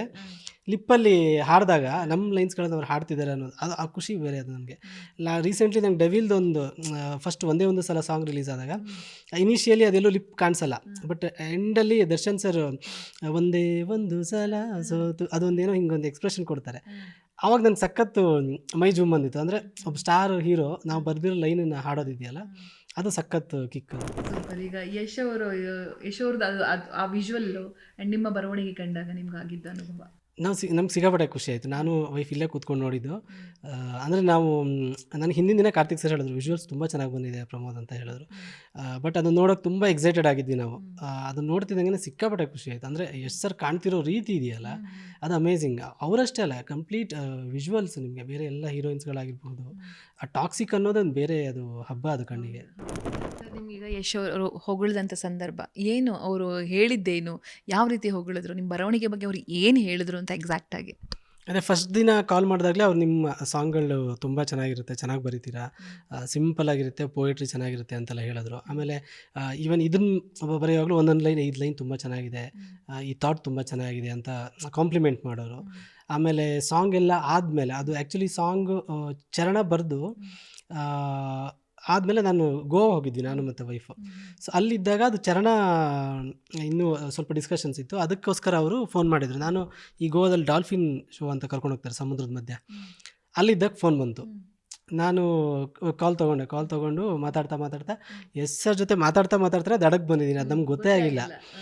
ಸೊ ಆವಾಗ ಸಾಂಗ್ದು ಕರೆಕ್ಷನ್ಸ್ ಎಲ್ಲ ಆಯಿತು ಅಲ್ಲಿ ಆಗಿ ಆಮೇಲೆ ಬಂದು ದಡದಲ್ಲಿ ನಾನು ಕೂತಾಗ ಈ ಸಾಂಗ್ಸ್ ಎಲ್ಲ ಆಲ್ಮೋಸ್ಟ್ ಆಯ್ತು, ಫೈನಲ್ ಆಯಿತು, ಹಿಂಗೆ ಮಾಡೋಣ ಹಂಗೆ ಮಾಡೋಣ ಅಂತ. ಆಮೇಲೆ ಒಂದು 5 ನಿಮಿಷ ಮಾತಾಡಿದ್ರು, ಕ್ಯಾಶುವಲ್ ಆಗಿ ಮಾತಾಡಿದ್ರು. ಹೇಗೆ ಶುರು ಮಾಡಿದ್ದು ಪ್ರಮೋದ್, ನೀವು ಹೇಗೆ ಬರೀತೀರಾ, ಏನು ಯಾವ್ಯಾವ ಪುಸ್ತಕಗಳನ್ನು ಓದ್ತೀರಾ. ಆಮೇಲೆ ನಾನು ಅವ್ರ ಸಿನಿಮಾಗಳ ಬಗ್ಗೆ ಹೇಳಿದೆ. ಸರ್ ನಿಮ್ಮದು ಕಿರಾತಕ, ರಾಜಾವಳಿ ಎಲ್ಲ ಸಿಕ್ಕಾಪಟ್ಟೆ ಇಷ್ಟ ಸರ್ ನನಗೆ ಅಂತ ಹೇಳಿದೆ. ಮತ್ತು ಟೀಸರ್ಗೆ ಹೇಗಿದೆ ಎಲ್ಲದೂ ಕೇಳಿದ್ರು. ನಾನು ಎಲ್ಲ ಅಂದರೆ ಕ್ಯಾಶುವಲ್ ಒಂದು ಫ್ರೆಂಡ್ಲಿ ಟಾಕ್ಸ್ ಆಯ್ತು ಅಲ್ಲಿ. ಸೊ ಖುಷಿ ಆಯ್ತು ನನಗೆ. ಅಂದರೆ ಅವ್ರದ್ದೊಂದು 5 ನಿಮಿಷನೂ ತುಂಬ ಅಮೂಲ್ಯ, ಬಟ್ ಅವರು ಅದನ್ನ ನಮಗೆ ಕೊಟ್ಟು ಮಾತಾಡ್ಸಿದ್ದಿದೆಯಲ್ಲ, ಅದು ತುಂಬ ಖುಷಿ ಆಯಿತು. Super sir. ಇನ್ನೂ ಬೇಕಾಗಿದೆ ಹಾಡು, ಅದು ಒಂಥರ ಅದು ಮ್ಯಾಜಿಕ್. ಅದು ಎಷ್ಟೇ ನೋವಿರಲಿ ಅಥವಾ ಸಂತಸ ಆಗಲಿ, ನನ್ನ ಕಣ್ಣಲ್ಲಿ ನೀರು ಹಾಕ್ತಾ ಇರಲಿ, ಆ ಹಾಡು ಕೇಳಿದ ತಕ್ಷಣ ಏನೋ ಒಂಥರ ಮ್ಯಾಜಿಕ್ ಥರ ಫೀಲ್ ಆಗುತ್ತೆ ನಮಗೆ. ಸೊ ಆ ಹಾಡಿನ ಬಗ್ಗೆ ಹೇಳೋದಾದರೆ, ಬರವಣಿಗೆ ಸಂದರ್ಭ ಹೇಗಿತ್ತು ಅಂತ ಹೇಳೋದಾದರೆ, ಎಷ್ಟೋ ಜನಕ್ಕೆ ಗೊತ್ತಿಲ್ಲ ನೀವು ಅಂತ ಹೇಳಿ. ಅಂದರೆ ಆ ಥರ ನೀವು ಪ್ರತಿಯೊಂದು ನಿಮ್ಮ ಬರವಣಿಗೆ ಹೇಗಿರುತ್ತೆ ಅಂದರೆ ಅದು ಮನಸ್ಸಿಗೆ ಅದು ಆವರಿಸ್ಬಿಡುತ್ತೆ. ಎಗೇನ್ ಕೇಳೋಣ ಅಂತ ಅನಿಸುತ್ತೆ, ಕೇಳಿದಷ್ಟು ಸಾಲಲ್ಲ ಅಂತ ಅನಿಸುತ್ತೆ. ಅದಕ್ಕೋಸ್ಕರ ಕೇಳ್ತಾ ಇದ್ದೀನಿ. ಸೊ ಇನ್ನೂ ಬೇಕಾಗಿದೆ ಲಿಟ್ರಲಿ ನನಗೆ. ನಾನು ಇವತ್ತೇನು ಈ ಹಾಡುಗಳನ್ನು ಬರಿತಾ ಇದ್ದೀನಿ, ಸಿನಿಮಾ ರಂಗದಲ್ಲಿ ಬದುಕು ಕಟ್ಕೊಂಡಿದ್ದೀನಿ, ಅದಕ್ಕೆ ಅತ್ಯಂತ ಮುಖ್ಯವಾದಂಥ ಒಂದು ಮೆಟ್ಟಿಲದು. ವಾಸುಕಿಯವರು ಒಂದು ಸತಿ ಹೇಳ್ತಿದ್ರು, ಇಲ್ಲ ಸರ್ ಇನ್ನೂ ಬೇಕಾಗಿ ನಮಗೆ ಲೈಫ್ ಚೇಂಜ್ ಮಾಡಿದಂಥ ಸಾಂಗು ಅಂತಾರೆ. ಬಟ್ ವಾಸುಕಿಯವರು ಆಲ್ರೆಡಿ ಎಸ್ಟಾಬ್ಲಿಷ್ಡ್ ಆಗಿದ್ದರು ಮ್ಯೂಸಿಕ್ ಡೈರೆಕ್ಷನಲ್ಲಿ. ಬಟ್ ನನಗಂತೂ ಲಿಟ್ರಲಿ ಅದು ಆ ಹಾಡು ಬಹುಶಃ ಸಿಕ್ಕಿಲ್ಲ ಅಂದರೆ ನನಗೆ ಸಿಂಗಾರ ಸಿರಿ ಸಿಕ್ತಿತ್ತು ಎಲ್ಲ ಗೊತ್ತಿಲ್ಲ. ಬಿಕಾಸ್ ಇನ್ನೂ ಬೇಕಾಗಿದೆ ಆದಮೇಲೆ ಒಂದಿಷ್ಟು ಹಾಡುಗಳನ್ನು ನಾನು ಬರೆಯೋದಕ್ಕೆ ಶುರು ಮಾಡಿದ್ದು. ಅದೆಲ್ಲ ರೆಕಗ್ನೈಸ್ ಮಾಡಿದೆ ರಿಷಬ್ ಸರ್ ನನ್ನನ್ನು ಕರೆದಿದ್ದು. ಆ್ಯಂಡ್ ಎಲ್ಲದಕ್ಕಿಂತ ಹೆಚ್ಚಾಗಿ ನನಗೆ ತುಂಬ ಕೆಲಸ ಲೈಫ್ ಅಂದರೆ ಇಲ್ಲಿ ನೆಲೆ ನಿಂತ್ಕೋಬೋದು ಅನ್ನೋದನ್ನು ಧೈರ್ಯ ಕೊಟ್ಟಿದ್ದು ಇನ್ನೂ ಬೇಕಾಗಿದೆ ಹಾಡು. ಹಾಗಾಗಿ ಅದು ವಾಸುಕಿ ಅವ್ರಿಗೆ ಯಾವಾಗಲೂ ಋಣಿ ನಾನು. ಆ್ಯಂಡ್ ಆ ಹಾಡಿಗೆ ಋಣಿ. ಯಾಕಂದರೆ ಆ ಹಾಡು ಆ ಟೈಮಲ್ಲಿ ಬಂತು ಮಾಯ ಆ ಥರ ಏನಿಲ್ಲ ಅದು. ಇವತ್ತಿಗೂ ಯಾರೋ ಟ್ಯಾಗ್ ಮಾಡ್ತಿರ್ತಾರೆ ಇನ್ಸ್ಟಾಗ್ರಾಮಲ್ಲಿ. ಸೊ ಈ ಬಿಗ್ ಬಾಸ್ ಅಂತ ಶೋ ಅಲ್ಲಿ ಪ್ರತಿ ಸಲ ಬಿಗ್ ಬಾಸ್ ಬಂದಾಗಲೂ ಟ್ರೆಂಡ್ ಆಗುತ್ತೆ. ಜಗಳ ಮಾಡೋಕ್ಕೂ ಯೂಸ್ ಮಾಡ್ತಾರೆ ಹಾಡನ್ನ. ಸೊ ಅದು ಆ ಹಾಡಲ್ಲಿ ಏನೋ ಒಂದು ಸಿಕ್ಕಾಪಟ್ಟೆ ಒಂದು ಮ್ಯಾಜಿಕ್ ಅದು. ಸೊ ಅದು ಮುಗಿಯದ ಮ್ಯಾಜಿಕ್ ಅದು. ನಮಗೆ ಖುಷಿ ನಮ್ಮ ಕರಾವಳಿಯ ಹುಡುಗ ನೀವು ಅಂಥೇಳಿ. ಬಟ್ 100% ನಾವೆಲ್ಲ ಆ ಕಡೆಯಿಂದ ಬಂದವರು ಸ್ಟ್ರಗಲಲ್ಲೇ ಹಂತವಾಗಿ ಹತ್ಕೊಂಡು ಬಂದಿದ್ದು ಅಂತ ನಾನು ಹೆಮ್ಮೆಯಿಂದ ಹೇಳ್ಕೊಬೋದು, ನೀವು ಹೆಮ್ಮೆಯಿಂದ ಹೇಳ್ಕೊಬೋದು. ಹೇಗಿತ್ತು ಸರ್ ಪ್ರಮೋದ್ ಮರವಂತೆ ಯಾರು, ಯಾಕೆ ಈ ಕಡೆ ಪಯಣ ಬೆಳೆಸಿದ್ದು ಅಂತ ಹೇಳಿ? ಸೊ ಇವಾಗ ಇವಾಗ ನೋಡಿದ್ರೆ ಇಷ್ಟೆಲ್ಲ ಜರ್ನಿ ಆಯ್ತಾ ಅನ್ನೋ ಥರನೂ ಅನಿಸುತ್ತೆ ನನಗೆ. ಈಗಲೂ ನಾನು ನಾಗರಬಾವಿ ಇಲ್ಲೆಲ್ಲ ಗಾಡಿಯಲ್ಲಿ ಹೋಗ್ತಿದ್ರೆ ಇಲ್ಲೆಲ್ಲ ನಾನು ಇಟ್ಕೊಂಡಿದ್ನಲ್ಲ, ಆವಾಗ 3 ಬಸ್ ಚೇಂಜ್ ಮಾಡಿ ಬರಬೇಕಿತ್ತು ಅಲ್ಲಿಂದ ಒಂದು 2 ಬಸ್ ಒಂದು ಹಿಡ್ಕೊಂಡು. ಆವಾಗ ನಿಮಗೆ ಹೊಸಕರಲ್ಲಿ ಫ್ಲೈಓವರ್ ಇರಲಿಲ್ಲ. ಅಲ್ಲಿ ತುಂಬ ಮಜವಾದ ಇನ್ಸಿಡೆಂಟ್ ಏನಾಗೋದಂದರೆ, ಫ್ಲೈಓವರ್ ಮೇಲೆ ಬಂದು ನಿಂತ್ಕೋತಿದ್ದೆ ನಾನು. ಅಲ್ಲಿ ಸಿಗ್ನಲ್ ಇಲ್ಲಿದೆ ಅಂದರೆ ಒಂದು 200 ಮೀಟ್ರ್ ಹಿಂದೆ ಬಸ್ ಸ್ಟಾಪ್ ಇದೆ. ಸೊ ನಾನು ಏನು ಮಾಡ್ತಿದ್ದೆ, ಕೆಲವು ಬಸ್ಗಳು ಸಿಗ್ನಲೇ ನಿಲ್ಲಿಸ್ತಾರೆ ಅಂತ ಹೇಳಿ ಇಲ್ಲಿಗೆ ಬಂದು ನಿಂತ್ಕೋತಿದ್ದೆ. ಆ ಬಸ್ಗಳು ಅಲ್ಲೇ ನಿಲ್ಲಿಸ್ಬಿಡೋರು, ನಾಗರಬಾವಿಗೆ ಹೋಗೋ ಬಸ್ಸು. ಒಂದೊಂದು ಸತಿ ಅಲ್ಲಿ ಹೋಗಿ ನಿಂತ್ಕೋತಿದ್ದೆ, ಅವ್ರು ಸಿಗ್ನಲ್ ಅಲ್ವಾ ಹೆಂಗೆ ಅಂದ್ಬಿಟ್ಟು ಇಲ್ಲಿ ಬಂದು ನಿಲ್ಲಿಸೋರು. ಸೊ ಅದು ಒಂದೊಂದು ಸತಿ ಸಿಕ್ಕಾಪಟ್ಟೆ ಬೇಜಾರಾಗ್ಬಿಡೋದು, ಏನು ಓಡಿಸ್ತಾರಪ್ಪ ಇವರು ಅಂತ. ಮತ್ತು ಇಲ್ಲಿ ಬಂದು ನನಗೆ ಕೆಲಸ ಲೇಟ್ ಆಗಿಬಿಡೋದು, ವಾಪಸ್ ಹೋಗ್ಬೇಕಾದ್ರೆ ಸ್ಟುಡಿಯೋಯಿಂದ 10 ಗಂಟೆ ಆಗ್ಬಿಡೋದು, ಒಂದೊಂದು ಸತಿ 11 ಗಂಟೆ ಆಗೋದು. ಅಲ್ಲಿ ಈ ಕಡೆಯಿಂದ ಹೋಗ್ತಾ ನಾಗರಬಾವಿ ಸರ್ಕಲ್ ತನಕ ಹೋಗಿ ಅಲ್ಲಿ ಒಂದು ಕ್ಯಾಬ್ ಬರೋದಕ್ಕೆ ವೆಯ್ಟ್ ಮಾಡೋದು ಇರ್ಬೋದು. ಒಂದು ಎಲ್ಲರೂ ಒಂಥರ ಕುರಿ ತುಂಬಿರ್ತಿದ್ರು, ಡೋರಲ್ಲೇ ನಿಂತ್ಕೊಂಡು ಹೋಗೋದು. ಸೊ ಅದೆಲ್ಲ ಇವಾಗ ಮಜಾ ಅನಿಸುತ್ತೆ. ಅಂದರೆ ನನಗೆ ಗೊತ್ತಿಲ್ಲ ಈಗ ಆ ಫೈರ್ ಇದೆಯಲ್ಲೋ ಗೊತ್ತಿಲ್ಲ, ಬಹುಶಃ ಈಗ ಆಗಿದ್ರೆ ನಾನು ಆ ಸ್ಟ್ರಗಲ್ಗೆ ಇದು ಮಾಡ್ತಿದ್ದೋ ಗೊತ್ತಿಲ್ಲ. ಬಟ್ ಅವಾಗ ಏನೋ ಒಂದು ಏನೋ ಮಾಡಬೇಕು ಅನ್ನೋದೇನೋ, ಅದು ನಾನು ಹೇಳಿದ್ನಲ್ಲ, ಒಂದು ಸಲ ನನ್ನ ಹೆಸರಿಗೆ ಪೋಸ್ಟಲ್ಲಿ ಬರಬೇಕು, ಒಂದು ಹಾಡು ಸಿನಿಮಾದಲ್ಲಿ ಬರಬೇಕು, ನಾವು ಬರೆದಿರೋ ಸಂಭಾಷಣೆ ಬರಬೇಕು ಅನ್ನೋದೊಂದು ಇದದು ಆ ಫೋರ್ಸ್ ಅದು. ಬಟ್ ಇವತ್ತಿಗೆ ಬೇರೆ ಇದಾಗಿದೆ. ಇವಾಗ ನನಗೆ ಒಂದು ಜವಾಬ್ದಾರಿ ಆಗಿದೆ. ಒಂದು ಹಾಡು ಬಂದಾಗ ಅದಕ್ಕೊಂದು ಜವಾಬ್ದಾರಿ ಅನಿಸುತ್ತೆ. ಒಂದು ಭಾಷೆ ಜಾಬ್ಗೋಸ್ಕರನೇ ಬಂದಿದ್ದು. ಎಲ್ಲರೂ ಏನೀಗ ಓದಿದ ಮೇಲೆ ಆಬ್ವಿಯಸ್ಲಿ ಬೆಂಗಳೂರೇ ಕಾಣಿಸೋದು ಎಲ್ರಿಗೂ. ಸೊ ಜಾಬ್ಗಂತಲೇ ಬಂದಿದ್ದು. ನಮ್ಮ ಮನೆಯವರು ಹಾಗೆ ಅಂದ್ಕೊಂಡಿದ್ರು ಜಾಬ್ ಮಾಡೋಕ್ಕೆ ಹೋಗಿದ್ದಾನೆ ಅಂತ. ಬಟ್ ನಾನು ಹೆಂಗೆ ಅಂದರೆ, ಒಂದಿನ ಜಾಬ್ ಹುಡ್ಕೋದು, ಒಂದಿನ ಈ ಅವಕಾಶ ಕೇಳ್ಕೊಂಡು ಹೋಗೋದು, ಈ ಥರದ್ದೆಲ್ಲ. ಈ ಕೇಬಲ್ ಟಿ ವಿಯಲ್ಲಿ, ಲೋಕಲ್ ಕೇಬಲಲ್ಲಿ ಕೆಳಗಡೆ ಇದು ಬರೋದು, ಬರಹಗಾರರು ಬೇಕಾಗಿದ್ದಾರೆ, ಸುಮ್ಮನೆ ಹಾಕ್ತಾರೆ. ಎಷ್ಟೋ ಮ್ಯಾಕ್ಸಿಮಮ್ ಸುಮ್ಮನೆ ಇರುತ್ತೆ. ಅಲ್ಲಿ ಹೋದರೆ ಬೇರೆ ಏನೋ ಇರುತ್ತೆ, ಆ್ಯಕ್ಟಿಂಗ್ ಚಾನ್ಸ್ ಕೊಡ್ತೀವಿ, ಅದು ಅಥವಾ ಆ್ಯಂಕರಿಂಗ್ ಕಲಿಸ್ತೀವಿ, ಇಷ್ಟು ಫೀಸ್ ಇರುತ್ತೆ. ಅದು ನನಗೆ ಈವನ್ ಆ್ಯಂಕರಿಂಗ್ ನೋಡ್ಬಿಟ್ಟು ಅದಕ್ಕೂ ಕಾಲ್ ಮಾಡಿದ್ದೆ ಸುಮ್ಮನೆ, ಏನು ಸಿಗುತ್ತೆ ನೋಡ ಅಂದ್ಬಿಟ್ಟು, ಏನೋ ಒಂದು ಕೆಲಸ. ಆವಾಗ ಇಲ್ಲ ಆ್ಯಂಕರಿಂಗ್ ಇಷ್ಟು ಫೀಸ್ ಆಗುತ್ತೆ ಅಂದರು. ಓಕೆ ಅಂದ್ಬಿಟ್ಟು ಸುಮ್ಮನೆ ಇದೆ. ಹಂಗೆ ನಾನು ಡ್ಯೂಯಲ್ ಮೈಂಡ್ ಇತ್ತು. ಮನೆಯವರು ಫೋನ್ ಮಾಡಿದಾಗ ಒಂದು ಸತಿ ಕೆಲಸ ಹುಡ್ಕೋಕೆ ಹೋಗೋದು, ನನಗೆ ಏನೋ ಒಬ್ಬನೇ ಇಲ್ಲ ನನಗೆ ಇದ್ರ ಏನೋ ಮಾಡಬೇಕು ಅಂದಾಗ ಇಲ್ಲಿ ಅವಕಾಶ ಹುಡ್ಕೋದು. ಈ ಥರ ಆಗಿ ಎಲ್ಲೋ ಒಂದು ಕಡೆ ಸೇರಿಕೊಂಡು ಮತ್ತೆ ಅದು ಒಂದು ಜರ್ನಿ, ಈ ಥರ ಏನೋ ಒಂದು ಜರ್ನಿ ಆಯ್ತು. ಪೇರೆಂಟ್ಸ್ ಬಗ್ಗೆ ಹೇಳೋದಾದ್ರೆ ಸರ್, ಸೊ ಸ್ಟೇಬಲ್ ಇತ್ತಾ ಹೇಗೆ ಅಂತ ಅವಾಗೆಲ್ಲ? ಸೊ ಅವಾಗ ನಾನು 2 ವರ್ಷ ಜಾಬ್ ಮಾಡಿ ಬಂದಿದ್ನಲ್ಲ, ಅವಾಗ ನನಗೆ ಗೊತ್ತಿತ್ತು ಅಂದರೆ ತೀರಾ ನಮ್ಮ ಅಣ್ಣಂದ್ರ ಮೇಲೂ ಬರ್ಡನ್ ಆಗಬಾರ್ದು ಅನ್ನೋ ಕಾರಣಕ್ಕೆ ನಾನು ಸ್ವಲ್ಪ ಸೇವಿಂಗ್ಸ್ ಮಾಡ್ಕೊಂಡ್ಬಂದಿದ್ದೆ. ಬಟ್ ನಮ್ಮ ದೊಡ್ಡಣ್ಣ ಸಣ್ಣಣ್ಣ ಅವರೆಲ್ಲ ತುಂಬ ಸಪೋರ್ಟ್ ಮಾಡಿದ್ರು ಅವಾಗ. ಅಂದರೆ ನಾನು ಸಣ್ಣವನು ಆಗಿದ್ದರಿಂದ ಅದೊಂದು ಅಡ್ವಾಂಟೇಜ್ ಆಯ್ತು ನನಗೆ. ಯಾಕಂದರೆ ನಾನೇ ದೊಡ್ಡವನಾಗಿದ್ದರೆ ಬಹುಶಃ ಮನೆ ಕಟ್ಟೋದಾಗಿರ್ಬೋದು, ಅದು ಇದು ಫ್ಯಾಮಿಲಿ ಕಮಿಟ್ಮೆಂಟ್ಸು, ತಂದೆ ತಾಯಿ ನೋಡ್ಕೊಳ್ಳೋದು, ಈ ಥರದ್ದೆಲ್ಲ ತುಂಬ ಇರುತ್ತೆ. ಬಟ್ ಆವಾಗ ಏನಂದರೆ ನಾನು ನನ್ನ ಏನು ಇದಿದೆ ಅದಕ್ಕೆ ಮಾತ್ರ ನಾನು ಎಷ್ಟು ಸೇವಿಂಗ್ಸ್ ಬೇಕು ಅಷ್ಟು ಮಾಡ್ಕೊಂಬಂದಿದ್ದೆ. ಆಮೇಲೆ ಸ್ಮಾಲ್ ಸ್ಕ್ರೀನಲ್ಲಿ ವರ್ಕ್ ಮಾಡೋಕ್ಕೆ ಶುರು ಮಾಡ್ತೀನಿ. ಆವಾಗ ಒಂದು ಸ್ವಲ್ಪ ನನಗೆ ಆ್ಯಕ್ಚುಲಿ ಸ್ಮಾಲ್ ಸ್ಕ್ರೀನ್ ನನಗೆ ಧೈರ್ಯ ಕೊಡ್ತು. ಅಂದರೆ ಏನೂ ಆಗಿಲ್ಲ ಅಂದರೂ ಇಲ್ಲಿ ಬದುಕ್ಬೋದು ನೀನು ಅನ್ನೋ ಥರ. ಸೊ ಅದ್ರ ಜೊತೆಗೆ ಹಾಡುಗಳಿಗೆ ಅವಕಾಶ, ಸಿನಿಮಾಗಳು ಚಾನ್ಸ್ ಸಿಕ್ಕಾಗ ಬರ್ಕೊಳ್ಳೋದು, ಈ ಥರದ್ದೆಲ್ಲ ಆಗಿ ಆ ಗ್ಯಾಪಲ್ಲಿ ನನಗೆ ಅದು ಇನ್ನೂ ಬೇಕಾಗಿದೆ ಹಾಡು ಸಿಕ್ಕಿದ್ದು. ಸೊ ನಾನು ಜಾಬ್ ಬಿಟ್ಟಿದ್ದು ಒಂದು 4 ತಿಂಗಳು ನಮ್ಮ ಅಪ್ಪ ಅಮ್ಮಗೆ ಹೇಳಿರಲಿಲ್ಲ. ಸೊ ಬೇಜಾರಾಗ್ತಾರೆ, ತುಂಬ ಟೆನ್ಷನ್ ಮಾಡ್ಕೋತಾರೆ, ಏನು ಮಾಡ್ತಾನೋ ಇವನು ಅಂತ. ಸೊ ಒಂದು 4 ತಿಂಗಳಾದಮೇಲೆ ಯಾವಾಗ ನನಗೆ ಸ್ಮಾಲ್ ಸ್ಕ್ರೀನಲ್ಲಿ ಆದಾಯ ಬರೋಕ್ಕೆ ಶುರುವಾಗುತ್ತೆ, ಫಸ್ಟ್ ಸ್ಯಾಲ್ರಿ ಅಂತ ಯಾವಾಗ ಬರುತ್ತೆ ನನಗೆ ಇನ್ಕಮ್, ಆವಾಗ ಹೇಳ್ತೀನಿ ನಾನು. ಸೊ ನನಗೆ ಇವತ್ತಿಗೂ ನೆನಪಿದೆ, ನಮ್ಮ ತಂದೆ ಇದು ನೋಡ್ತಾಯಿದ್ರು, ಸರಿಗಮಪ ನೋಡ್ತಾಯಿದ್ರು. ಅದು ತುಂಬ ಫಾಲೋ ಮಾಡ್ತಾರೆ. ನಾನು ಫೋನ್ ಮಾಡಿದಾಗ ಅದನ್ನು ನೋಡ್ತಿದ್ದಾರೆ. ನಾನು ಹಿಂಗೆ ಫೋನ್ ಮಾಡಿ ಇದೇ ಒಂದು ವಿಷಯ ಹೇಳಬೇಕು ಅಂತ. ಏನು ಅದೇ ನಾನು ಈ ಥರ ಕೆಲಸ ಬಿಟ್ಟಿದ್ದೀನಿ, ಸಿನಿಮಾ ಇದರಲ್ಲಿ ಇದು ಮಾಡಬೇಕಂತ ಇದ್ದೀನಿ. ಅವರು ಓಕೆ ಸರ್, ನಿನ್ಗೆ ಏನು ಅನಿಸುತ್ತೆ ಮಾಡು. ಆ್ಯಕ್ಚುಲಿ ಫಸ್ಟಿಗೆ ನಾನು ಫೋನ್ ಮಾಡಿದಾಗಲೂ ಸುಮ್ಮನೆ ಅವರು ಹೇಳಿದ್ರು, ಏನು ಮಾಡ್ತಾಯಿದ್ರು ಕೇಳಿದಾಗ, ಸರಿಗಮಪ ನೋಡ್ತಾ ಇದ್ದೀವಿ, ನೀನು ಹಾಡೇನಾದರೂ ಬರುತ್ತಾ ಅಂತ ನೋಡ್ತಿದ್ದೀವಿ ಅಂತ ಸುಮ್ಮನೆ ತಮಾಷೆ ಹೇಳಿದ್ರು. ನಾನು ಅದಕ್ಕೆ ಹೇಳಿದೆ, ಇಲ್ಲ ಹಾಡು ಬರೋಕ್ಕೆ ಇನ್ನೂ ತುಂಬ ಟೈಮ್ ಇದೆ ಅಂತ ಹೇಳಿಬಿಟ್ಟು ನಾನು ಅವಾಗ ಹೇಳಿದೆ, ಈ ಥರ ಕೆಲಸ ಬಿಟ್ಟು ಈ ಥರ ಮಾಡ್ತಾಯಿದ್ದೀನಿ. ಆಯಿತು, ನಿನ್ಗೇನು ಖುಷಿ ಬರುತ್ತೋ ಮಾಡು ಅಂತ ಆ್ಯಕ್ಚುಲಿ ಹೇಳಿದ್ದಾರೆ. ಬಟ್ ಅವ್ರ ಮನಸ್ಸಲ್ಲಿ ಅದು ನೋವಿದೆ, ಆ ಒಂದು ಆತಂಕ ಇದ್ದೇ ಇದೆ. ಬಟ್ ಆ ಮೂಮೆಂಟ್ಗೆ ಹೇಳಿದ್ರು. ಆಮೇಲೆ ಯಾವಾಗ ಫಸ್ಟ್ ಹಾಡು ರಿಲೀಸ್ ಆಗುತ್ತೆ ಆವಾಗ ತುಂಬ ಖುಷಿಪಟ್ಟರು. ಈಗ ಎಷ್ಟು ಖುಷಿ ಇದೆ ಸರ್ ಅವ್ರಿಗೆ? ಇವಾಗ ಖುಷಿ ಇದೆ, ಬಟ್ ಡೈಲಿ ಅದೊಂದು ಕೇಳ್ತಾರೆ, ಕೆಲಸ ಇದೆಯಾ ಅಂತ ಕೇಳ್ತಾರೆ. ಅಮ್ಮನೂ ಕೇಳ್ತಾರೆ, ಅಪ್ಪನೂ ಕೇಳ್ತಾರೆ, ಕೆಲಸ ಹೇಗಿದೆ ಅನ್ನೋದೊಂದು ಅದೊಂದು ಆತಂಕ ಇದ್ದೇ ಇದೆ, ಬಟ್ ಕೇಳ್ತಾರೆ. ಸರ್, ಸಂಭಾವನೆ ಅಂತ ಬಂದಾಗ ಮೊದಲು ಹಾಡಿಗೆ ಸಿಕ್ಕ ಸಂಭಾವನೆ ಎಷ್ಟು ಅಂತ ಹೇಳ್ಕೋಬಹುದಾ? ಆ್ಯಂಡ್ ಈಗ ಹೇಳೋದಾದ್ರೆ ಹೇಳಿ, ಟಾಕ್ಸಿಕ್ಗೆ ನೀವು ತಗೊಂಡ ಸಂಭಾವನೆ ಎಷ್ಟು ಅಂತ ಹೇಳಿ. ಸೊ ಮೊದಲ ಹಾಡಿಗೆ ನಾನು ಅಂದರೆ ಯಾವ ಹಾಡು ಅಂತ ಹೇಳಲ್ಲ, ಬಟ್ ನನಗೆ ಫಸ್ಟ್ ಸಂಭಾವನೆ ಸಿಕ್ಕಿದ್ದು 5,000 ನನಗೆ. ಸೊ ಇಂಡಸ್ಟ್ರಿಯಲ್ಲಿ ನಾನು ಹಾಡಿನಿಂದ ಒಂದು ಸಂಭಾವನೆ ಅಂತ ಇಸ್ಕೊಂಡಿದ್ದು 5,000. ಬಟ್ ಇವಾಗ ಆಬ್ವಿಯಸ್ಲಿ ಜಾಸ್ತಿ ಆಗಿದೆ. ಸೊ ಅದೇ ಕೆಲವೊಂದು ಸಿನಿಮಾದಲ್ಲಿ ಅವ್ರ ಬಜೆಟ್ ಮೇಲೆ ಹೋಗುತ್ತೆ. ಈಗ ಅವ್ರಿಗೆ ಇನ್ಕಮ್ಮು ಅಷ್ಟೇ ಇರುತ್ತೆ. ಈಗ ಒಂದು ಸ್ಟಾರ್ ಸಿನಿಮಾ ಅಂತಿದ್ದಾಗ, ಸ್ಟಾರ್ ಡೈರೆಕ್ಟರ್ ಅಂತಿದ್ದಾಗ ಅದು ರಿಟರ್ನ್ಸ್ ಅಷ್ಟೇ ಇರುತ್ತೆ. ಅಥವಾ ಸ್ಟಾರ್ ಮ್ಯೂಸಿಕ್ ಡೈರೆಕ್ಟರ್ ಇದ್ದಾಗ ಆಡಿಯೋ ರಿಟರ್ನ್ಸ್ ಅಷ್ಟೇ ಇರುತ್ತೆ. ಅದು ನೋಡ್ಕೊಂಡು ಕೋಟ್ ಮಾಡ್ತೀವಿ. ಅಥವಾ ಹೊಸಬ್ರು ಯಾರೋ ಬಂದಾಗ ಅವ್ರದ್ದು ಬಜೆಟ್ ಇದು ನೋಡ್ಕೊಂಡು ಕೋಟ್ ಮಾಡ್ತೀವಿ. ಸೊ ಎಲ್ಲ ಒಂದೇ ಥರ ಇದು ಮಾಡೋಕ್ಕೂ ಆಗಲ್ಲ. ಬಟ್ ನನಗೆ ಟಾಕ್ಸಿಕಲ್ಲಿ ಖುಷಿ ಇದೆ. ಅಂದರೆ ನಾನು ಏನು ಕೋಟ್ ಮಾಡಿದೆ ಅದನ್ನು ಏನು ಇದು ಮಾಡೇ ಇಲ್ಲ, ಅವರು ಅದನ್ನು ಕೊಟ್ಟರು. ಮದುವೆ ಯಾಕೆ ಸೈಲೆಂಟ್ ಆಗಿದ್ದು? ನಮಗೂ ಹೇಳಿ, ಕರೆದು ಮಾಡಿ. ಜಾಸ್ತಿ ಏನು ಊಟ ಮಾಡ್ತಿರಲಿಲ್ಲ, ಸ್ವಲ್ಪ ಊಟ ಮಾಡ್ತಿದ್ವೇನೋ, ಯಾಕೆ ಕರೀಲಿಲ್ಲ ಅಂತ ಹೇಳಿ. ಇಲ್ಲ, ನನಗೆ ಆ್ಯಕ್ಚುಲಿ ಇವಾಗಲೇ ನೆನಪಾಗಿರೋದು ಮದುವೆ ಕರೆದಿಲ್ವೇನಿಂದ ಅಂತ. ನನಗೆ ಸಿಕ್ಕಾಪಟ್ಟೆ ಪ್ರೆಷರ್ ಅವಾಗ, ವರ್ಕು ಅದು ಇದು ಅಂತ. ಬಟ್ ಅಲ್ಲಿನ ಮಟ್ಟಿಗೆ ನಮ್ಗೆ ಗ್ರ್ಯಾಂಡಾಗಿ ಅದು ಊರಲ್ಲಾಗಿದ್ದು. ಸೊ ಪ್ರಾಬಬ್ಲಿ ಬೆಂಗಳೂರಲ್ಲಾಗಿದ್ದರೆ ಎಲ್ಲರೂ ಬರ್ಬೋದಿತ್ತು, ಅಲ್ಲಿ ಊರಲ್ಲಾಗಿದ್ದು. ಅದೇ ಮದುವೆಯಾಗಿ ಆಯಿತು, ಆಲ್ಮೋಸ್ಟ್ 1-1.5 ವರ್ಷ ಆಯಿತು. ಹೇಗಿದೆ ವೈವಾಹಿಕ ಜೀವನ? ಚೆನ್ನಾಗಿದೆ ಮೇಡಮ್. ಅವ್ರ ನಿಮ್ಮ ಪತ್ನಿ ಬಗ್ಗೆ ಹೇಳೋದಾದ್ರೆ?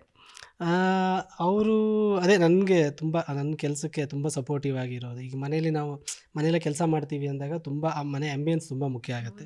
ಸೊ ನಮ್ಮ ಝೋನಲ್ಲಿ ನಾವಿದ್ದಾಗ ಸೊ ನಮ್ಗೆ ಒಂದು ಫ್ರೀಡಮ್ ಕೊಟ್ಟು ನಮ್ಮ ಕೆಲಸ ಮಾಡೋದಕ್ಕೆ ಬಿಟ್ಟು, ಸೊ ಅದೇ ನನ್ನ ಎಲ್ಲ ಖುಷಿಗಳನ್ನು ಅವಳು ಸಂಭ್ರಮಿಸ್ತಾಳೆ.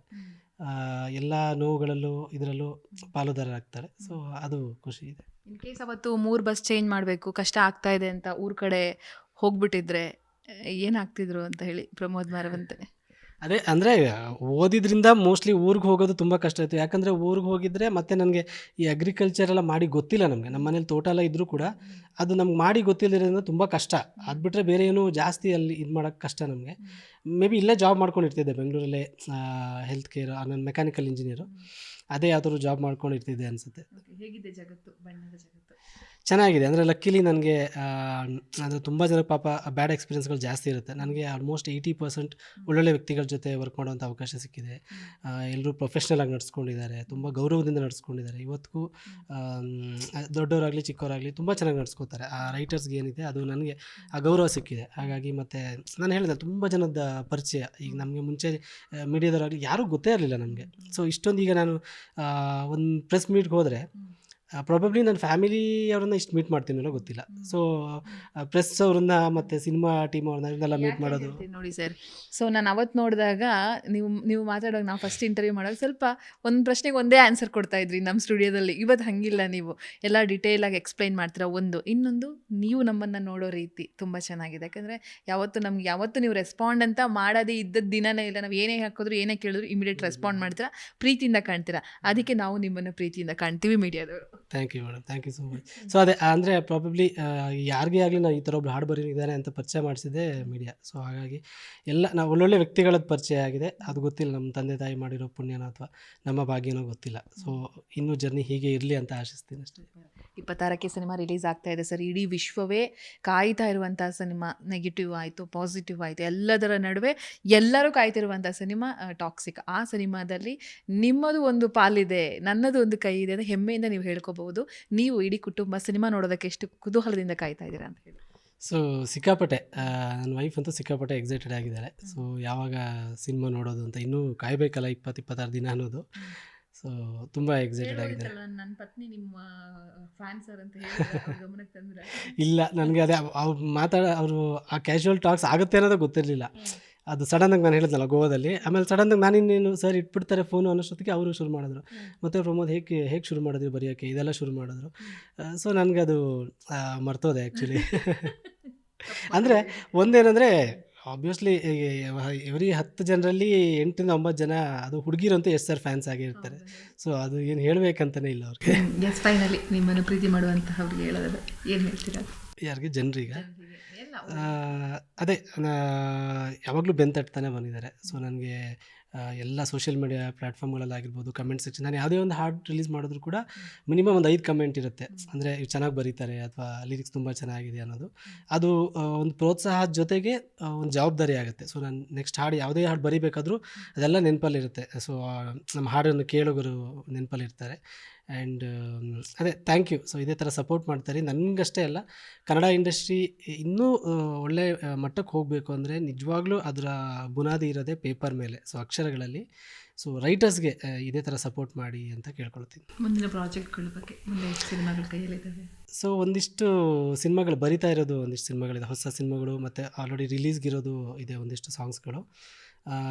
ಸೊ ಈಗ ನೆಕ್ಸ್ಟ್ ರಿಲೀಸ್ ಅಂದರೆ ಈಗ ಪಾರ್ಟ್ನರ್ ಅಂತ ಅಜಯ್ ರಾವ್ ಅವ್ರದ್ದೊಂದು ಸಿನಿಮಾ, ಅದರದ್ದು ಹಾಡು ಬಿಡುಗಡೆ ಆಗಬೇಕು. ಆಮೇಲೆ ಸ್ಪಾರ್ಕ್ ಅಂತ ನಿರಂಜನ್ ಅವ್ರದ್ದು, ಅದು ಈಗ ಮಂಡೇ ಒಂದು ಹಾಡು ರಿಲೀಸ್ ಆಗುತ್ತೆ. ಸೊ ರೀಸೆಂಟ್ ಅಂದರೆ ಕರಾವಳಿ ರಿಲೀಸ್ ಆಗಿದೆ. ಕರಾವಳಿ ತುಂಬ ಚೆನ್ನಾಗಿ ಹೋಗ್ತಿದೆ, ಅದು ಹಾಡುಗಳು ತುಂಬ ಪ್ರೀತಿ ಗಳಿಸಿದೆ. ಹಿಂಗೆ ಒಂದಿಷ್ಟು ನಡೀತಾ ಇದೆ ಮೇಡಮ್. ಸರ್, ಇನ್ನಷ್ಟು ಅವಕಾಶಗಳು ನಿಮ್ಮನ್ನು ಹುಡುಕೊಂಡು ಬರಲಿ. ನೀವು ಕೂಡ ಕನ್ನಡ ಸಿನಿಮಾ ಇಂಡಸ್ಟ್ರಿಗೆ ಅದು ಇನ್ನೂ ದೊಡ್ಡ ಮಟ್ಟದಲ್ಲಿ ನಿಮ್ಮ ಕೈಯಲ್ಲಿ ಎಷ್ಟಾಗುತ್ತೋ ಅಷ್ಟು ಅದ್ಭುತವಾದ ಹಾಡುಗಳನ್ನು ಬರೆದು ಕೊಡಿ. Thank you so much and all the best sir ನಿಮಗೆ. Thank you madam, thank you so much. Yes ವೀಕ್ಷಕರೇ, ಇದು ಪ್ರಮೋದ್ ಮರವಂತೆ ಅವರ ಮಾತುಗಳು. ಕ್ಯಾಮ್ರಾ ಪರ್ಸನ್ ಗುಡಿಗೇರಿ ಜೊತೆ ಯಶೋಧ ಪೂಜಾರಿ, ಬೆಂಗಳೂರು.